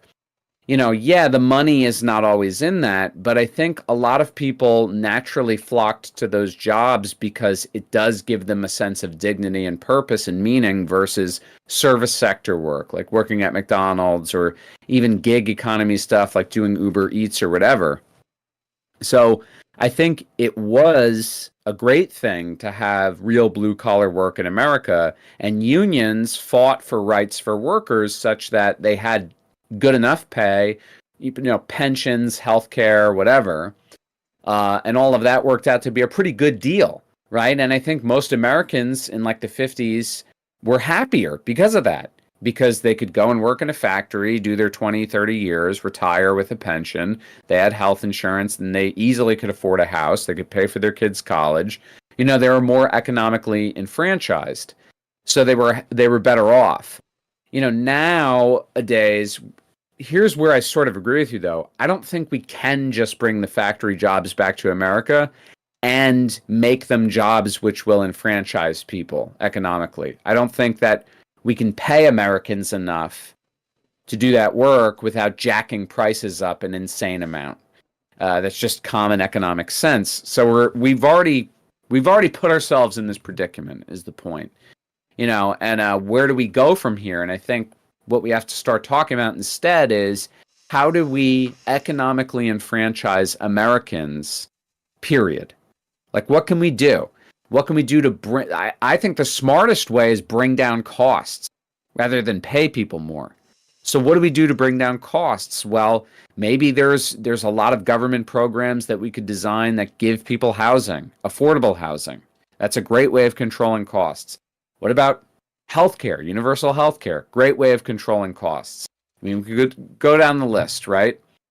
And these are things that most liberals agree with me on. But then we settle for candidates who don't do any of that stuff. They don't promise any of it. They don't pretend to promise it. They don't carry any of it out. And, they lose elections. And I tried to tell fucking Hutch and Josiah that on a WIC panel, that Biden was going to lose because the working people of America hate the Democratic Party, and they're disgusted by them because they don't do anything for them. And it's true. Trump tricks the workers into thinking that he will, but he's full of shit too, which is why his popularity is waning now. And some other Democrat will win in 2028, and it'll be this constant ping-ponging. All the while, people are more and more disenfranchised. That's why I'm kind of black-pilled. I'll build a bridge with you. I'm kind of black-pilled too, but I'm hope-pilled because like we've seen the transition before, where the American people consistently realize they're getting duped or they're getting hosed, and they literally just punch it through the cycler until they get somebody that they want. Sometimes it's kind of spur of the moment kind of things. I don't think anyone actually planned to get Teddy in charge, right? But it happened and we took advantage of it. FDR was on purpose, right? Eisenhower, I think, was on purpose. Is that we consistently see that we have problems, and then sooner or later we go and take a crack at it. Because let's be real, Americans are we're bipolar, right? We act like things are good until we can't ignore them anymore, and then we attack them with a ferocity that is just unparalleled or unmatched. And I think we're kind of at that tipping point where it doesn't matter.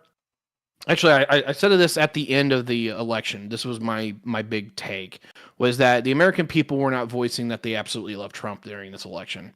They're saying that if you don't work as hard as I do and my life doesn't get better, I will fucking boot you in the face. That was the takeaway I had. Because there is no reason for me personally to believe that Republicans have just got the great sense of the greater country all together and somehow they're going to blow it out with 60% of the vote next round. That's not where we're at. The American people are just flipping back and forth between the lesser of two evils that they see at the time, and they're like, all right, here's your chance, fix it or don't. And we're halfway there. I just think we need to get actually some of the right people. Some of them will look like you and me, and some of them are going to be kind of your Teddys and FDRs that are the elites that turn coat because they realize which way the wind's blowing.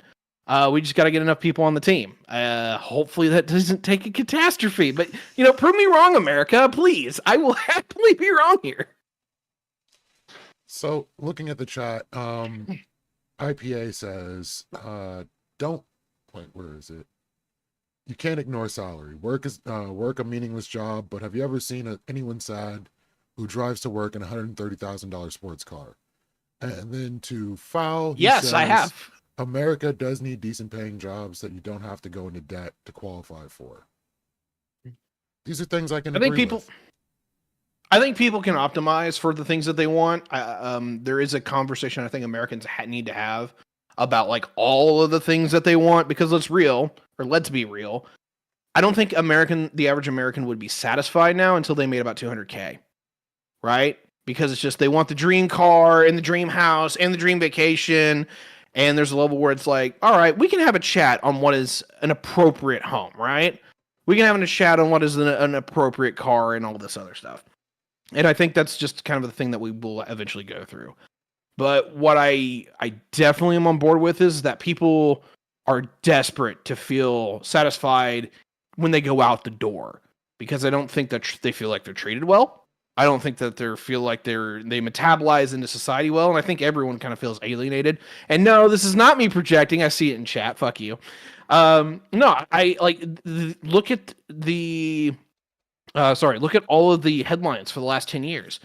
We've seen it start in teenagers, but it's everywhere now. People are depressed. People are antisocial. People are disconnected from their neighbors in a time where the internet connects us at light fucking speed. People are unhappy, and I think we're gonna have to deal with that. And I don't think that's just getting paid more. I think it's finding pleasure in our jobs and finding pleasure in our life and actually remembering that, church wasn't actually just about the morals and the asshole priest touching the kids. It was, oh, hey, you actually had people that you did shit with.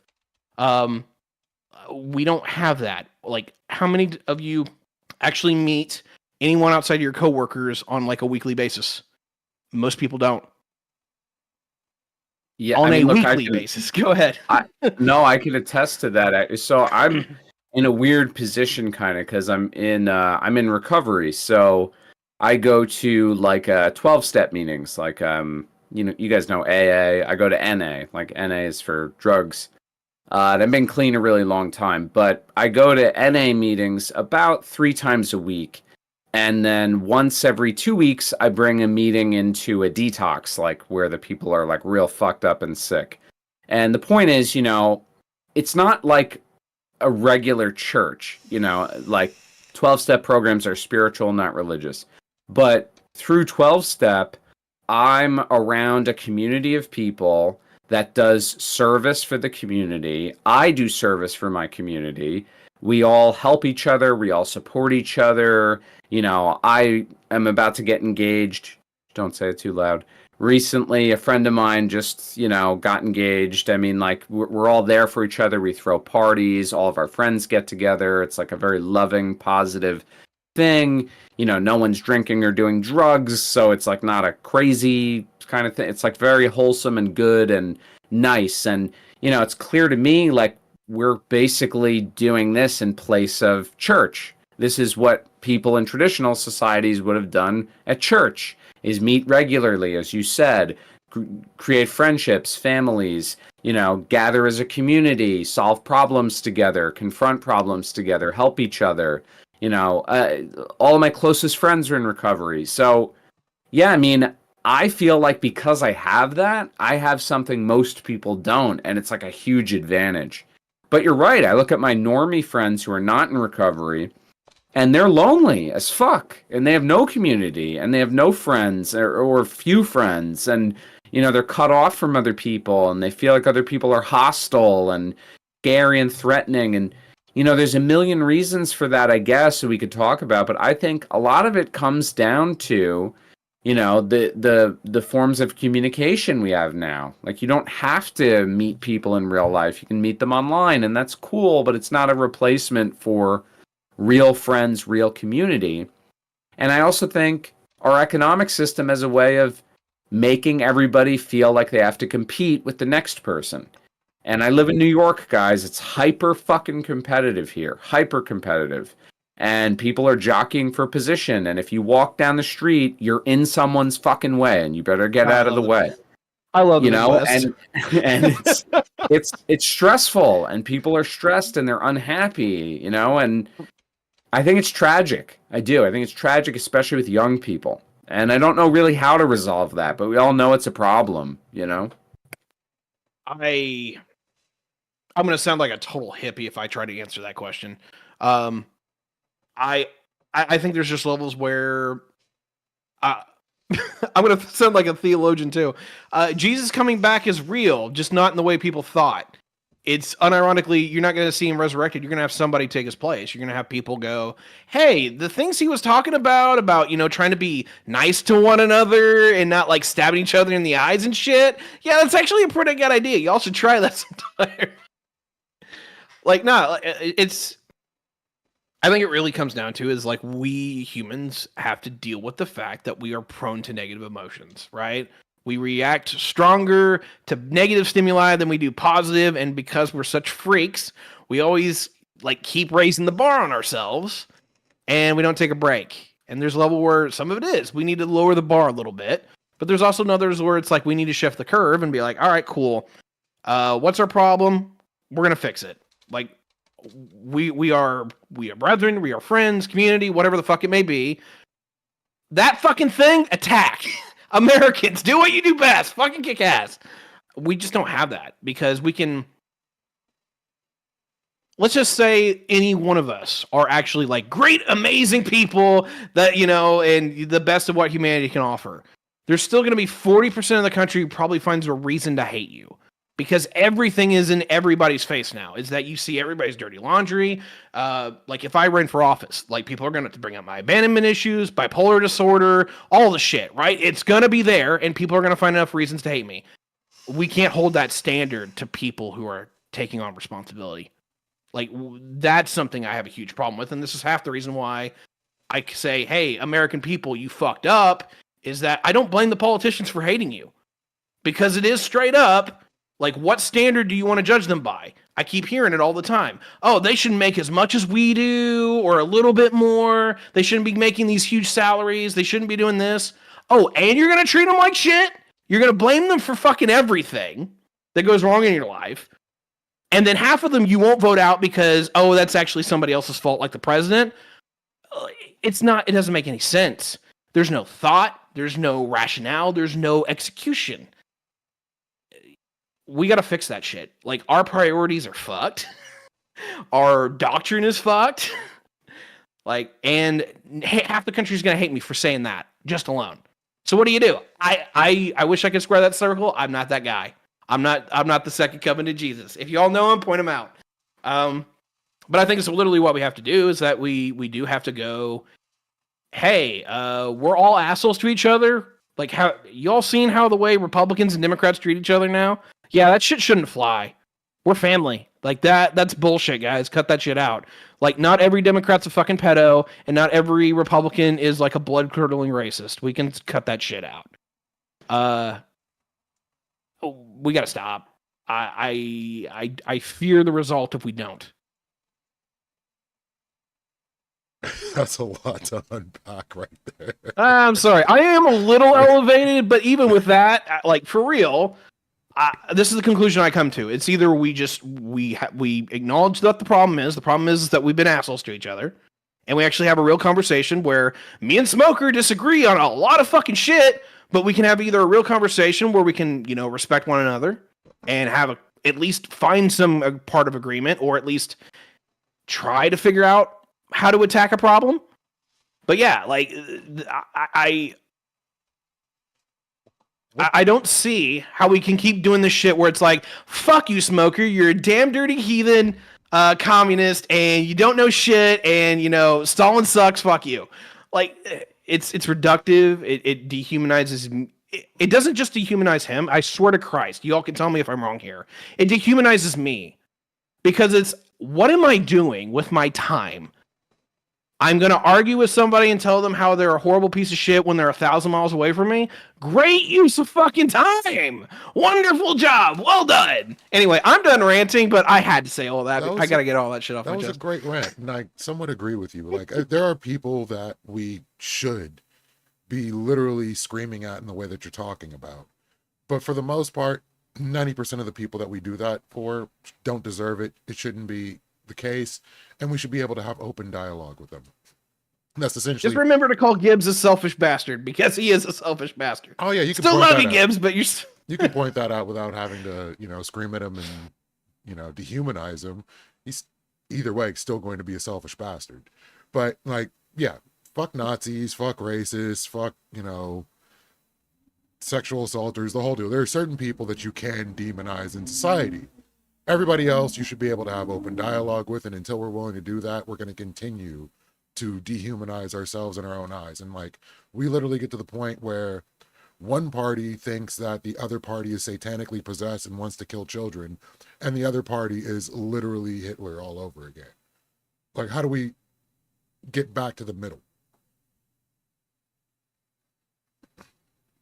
I don't know. I mean, okay, like this kind of came to mind. It's like a little bit, I don't know. It's a little bit like highfalutin philosophy shit that I'm not even smart enough to talk about. But, when you think about like dialectics, and you think about how ideas are generated, and you think about the master-slave dialectic, and, the idea of like two ideas meet in an arena and one kills the other, right? And that's how thought is advanced. And I think that's how a lot of people conceptualize debate, on the surface, it's like, well, me and Tiberius are going to argue, and I'm going to destroy Tiberius and all of his ideas and smash him to smithereens, and everybody will know then that what? Well, everybody will know that I'm right. So what am I really doing? Well, I'm not. My motive in having this discussion is to advance my own ideas. And if I'm attacking Tiberius in this all-out bad faith onslaught, cursing, saying he's a dumbass and all this terrible shit, and ad homs, and attacking his character and what have you, what I'm really saying is I'm not secure that my own ideas are right. What I'm saying is I'm actually afraid that Tiberius's ideas are correct, and that I have to resort to those tactics in order to avoid everybody noticing the fact that I might be wrong. And it's basically a way of saying I'm not secure in my own beliefs, I'm not secure in my own ideas. And so I think like effective discussion and bridging the gap between two different sides is like, okay, like I have to believe in my own ideas. It can't just be like aesthetics. It can't just be like half-baked undergrad paper level bullshit that I never really looked into, but I heard in like a Vosh Destiny debate 5 years ago. Like I have to do the groundwork and develop meaningful thoughts and beliefs and positions on things. And then, you engage people in good faith. You assume that your opponent and you both want what's best for other people, for humanity, etc. And then given that, you realize that you're trying to understand who is closer to being right, or who can prove that they're closer to being right. And that's what a real debate should be. But we know that's not what Twitch is about. Twitch is like a forum for surface level discussions that people watch, turn to shit for entertainment. And it's kind of cool because in the process of that, like, you can sometimes learn things. There's a lot of very informed people on Twitch in some spaces, and it can be fun and good, but a lot of times it devolves into this garbage and blood sport and whatever, and nobody learns anything. You know what I mean? And it disturbs me deeply, guys, that I don't know your affiliation with them, but there's a pack that controls more or less, indirectly or directly, various streamers on Twitch. And you have people just taking that as like the standard view of things, as opposed to like something that's implanted there by the from the outside. And it's like really dirtied the discourse. It's turned into this. The debates are now these weird rhetorical games, semantics battles, gotchas. It's all garbage, So I don't know. I think we can do our part to have like better discussions, maybe, and see if it helps. I don't know. It doesn't get the clicks that people want. And that's like usually why we end up in these positions. And I think that's how we ended up with the rise of people like Alex Jones, Rush Limbaugh, so on and so forth. And that's muddied the discourse between all parties involved, because you have to outdo that sensationalism. You have to play up whatever it is you say is wrong with your opponent. So until we can get away from that media landscape and actually like care about discussion, I mean, like when like the whole idea of like debate the way it used to be doesn't really happen anymore. Like I think when what's his name? Oh, I cannot remember his name.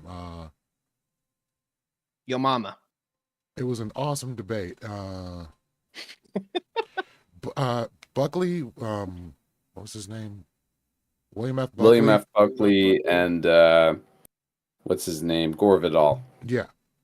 Those are like the kind of things I think people need to see more often, rather than the punditry that we get now. I've got about 6 different thoughts, particularly after the last like 2 sentences, but I'm not going to say any of this is easy to do, because like I've said some shit where most of the things I don't regret, but I definitely can see where it's like, hey, some people are going to have a problem with that, right? And you like, for me to look past that, not a big deal, but for them, that's a whole different kind of conversation, because I violate what they find moral. And there's a level where I know that me and Non-Smoker have gotten into that circle where we do have moral quips about, towards each other that we've gotten into. I would have that with most people. The thing that I don't understand about a lot of folks is that they're really, really slow to like straight up ostracize people, because they'll sit there and they'll say, you're evil and you're no good son of a bitch and whatever. And then as soon as the camera comes off, it's a whole other conversation. And they'll talk to them next week. And I'm just like, all right, either half of these people are just phony as fucking shit and we need to stop engaging with those folks. Or if you actually think somebody's legitimately evil, why are you still returning to engage with them?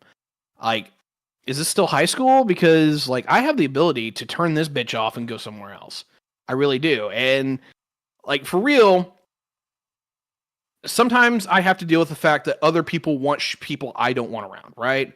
I can name some names, but some of y'all just won't fucking go away, and you should. But on the other hand, right, is that we do want to actually engage with people, and we also don't want to cut people out. I can't balance that always, but the degree where a lot of people continue to engage, that part I get lost on. Because there's some people who have demonstrated some super dog shit behavior. And it's either A, the audience is there because they're just watching a dumpster fire on purpose, which I guess you're the people who watch crashes at NASCAR, like that's why you show up for. That's your thing. I don't get it. I like order. I like things working. I don't like people getting injured. That's pretty much not a me thing, right? But apparently some of you do. Like, do we need to have a conversation about those folks? Because they're ruining the party. Like, we need to stop engaging with toxic behavior because our society's now full of it. Who's the most well-known people in society right now? Like, the Kardashians are up there. The Trumps are up there. Like, we literally put shitlords on pedestals, and I don't get it because there's good people out there. Like, and don't get me wrong, like, responsibility has problems, right? Like, you got to make when your choice is between bad and worse, your record's going to get tarnished, but holy crap. The Republicans wanted a guy. I'm gonna take shots at both sides here for a second because I can share in the self-loathing a little bit. The Republicans wanted somebody who was going to drain the swamp and bust down the system. So they picked the guy who's been the most sued person in human history. Okay, I can't get that. All right, Democrats, we're gonna be pushing for a greater sense of equality and inclusion. At the same time, the people who actually run the party are people with college degrees and HOAs. Are you sure about that, boss? Yeah, I don't get it. The what I hear out of people's mouths versus what they do, they're not remotely the same thing. I have to confess that to all of you. Either I'm full of shit or a lot of people are.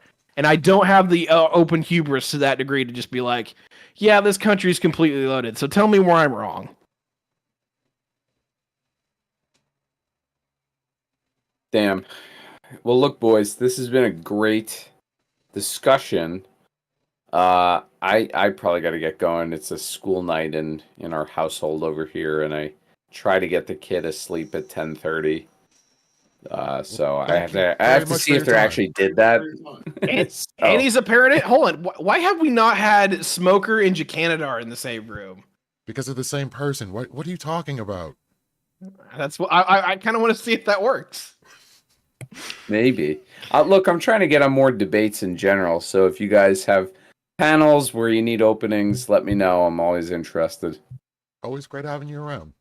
Been a blast. Thanks for the chat. Yeah, I don't always agree with Smoker, but it largely comes from like his analysis on like where he wants to come from and where he wants to go. But like this is the thing I've always had a trouble with Smoker. He's sharp. He generally does know his shit, and he's not stupid. So it's it's kind of like talking to Jacanadar. It's a little weird. But yeah, we got to get you two in a room. I don't know if you guys have actually ever interacted before, but it would be kind of interesting. I'm down. I'm definitely down. I'd be interested. And look, you guys are always gracious, always nice, great to me. I really appreciate it. I appreciate the time. Well, you have take care, sir. Have a great night. I'll at you next time. Thanks for coming through, Ty. Yeah, I didn't know where that was gonna go, but I figured I would at least engage with it with a little love over here. Dude, that went smashingly well for what I wanted. I wanted to see if I could actually have a conversation and come down instead of come up. And it's like, yeah, dude, like I don't agree with you on stuff, but let's see where we can make this work. So mission successful. This is why I like Actually, conversations over debate. We need the placard, mission accomplished. Plastered all over the screen. Now look at this drive. Yeah, no kidding. Anyway, I would stick around and chat, but you need to go make dinner, and I need to go talk to Osiris because I owed him a conversation tonight, and it's almost time for bed. And it is also time that I raid out. I think that was a blast, and this is the last of the interviews. Can you believe it, Ty? This is the last show. This is the last show? This is the last show. Why? And you made it. Cool, but why is this the last show? Because no one wants to see me sitting and have conversations with people. And from what I'm being told, they're not even conversation. Dude, this is where you just gotta tell chat to fuck off. I've always told you this. Just still chat to pound sand and keep on doing what you want to do. Chat always wins. You have to understand you can never beat chat. Chat never misses. Chat can suck my balls. Uh-oh, chat. He's talking about you. You should take care of that. Yeah, I don't know where Osiris is. He's probably asleep. He's a in room his server. somewhere. Yeah, he's got a sick. server. He's in his server. He's in hi-fi. All right, I'll talk to y'all later. Yep. And thank you all for being here for the last show. It has been a blast, and I had fun. I hope you guys had fun. Catch you next time I stream, and I'll let you know when that'll be, but I don't know when it will be. So holler at you next time. Peace. And raiding into Resi since people want that good stuff.